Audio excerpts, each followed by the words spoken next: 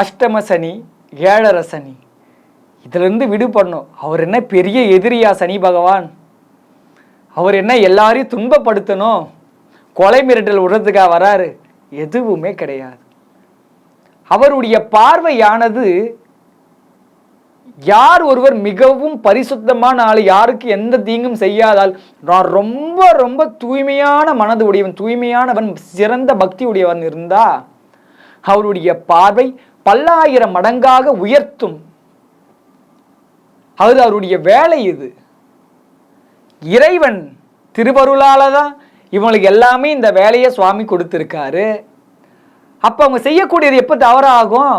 இவருக்கும் மேல சிவம்னு ஒன்று இருக்குல்லவா? அப்ப அவர் செய்யக்கூடிய தப்புனா சுவாமி ஏன் அவர் வச்சிருக்காரு? தப்பு எல்லாரும் நீ துன்பம் கொடுக்கிறாரு கிடையாது.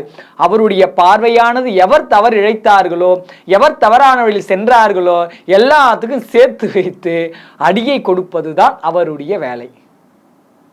அதற்கேற்ற வினை உனக்கு கொடுப்பார். நீ நல்லது செஞ்சா நல்லது தருவார், கெட்டது செஞ்சா 4 மடங்கு அடி தராரு. அவ்வளவுதான் விஷயம். அதனால நாம நிறைய கெட்டது பண்ணியிருந்தா ஐயோ சனியின் தொல்லத்தாங்களும் பயப்படலாம். எவன் ஒருவன் ஒழுக்கத்தோடு வாழறா, எனக்கு அவருடைய பார்வை, யாருடைய பார்வை நான் பயப்பட மாட்டேன். ஏன் பயப்படணும்?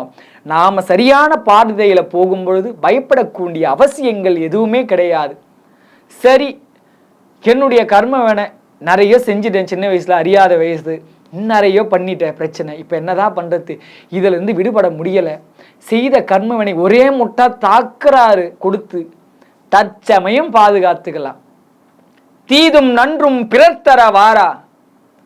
யாராலையும் உனக்கு ஒரு சிறு துன்பமும் இந்த உலகத்துல யாரும் தர முடியாது. எல்லாத்தையும் நாம தான் விளைவித்தது, நாம தான் அறுவடை பண்ணியும் ஆகணும். சரி, என்னால ஒரே முட்டா தாங்க முடியல, தற்சமயம் கொஞ்ச நாளுக்காவது தள்ளி வைக்கலாம்ல. ஒரே முட்டா துன்பத்தையே அனுபவிக்க முடியல, கொஞ்சமாவது சந்தோஷமா ரிலாக்ஸ் பண்ணிட்டு வரலாம்ல. அந்த ரிலாக்ஸ் பண்றதுக்கான வழி மட்டும்தான் சொல்ல முடியும். ஏன்னா நிலையாக என்னால் கர்ம வினையிலிருந்து வெளியே வர முடியும், வரவே முடியாது. என்ன செய்தமோ அதை அனுபவித்து தான் ஆகணும்.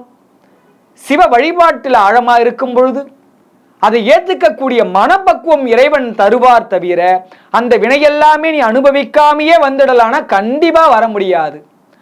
பெரும் பெரும் ஞானிகள் எல்லாமே தன்னுடைய கர்ம வினை அனுபவித்து தான் வந்தாங்க. அடுத்தவர்களுடைய கர்ம வினையெல்லாம் சேர்த்து அனுபவித்திருக்கிறாங்க.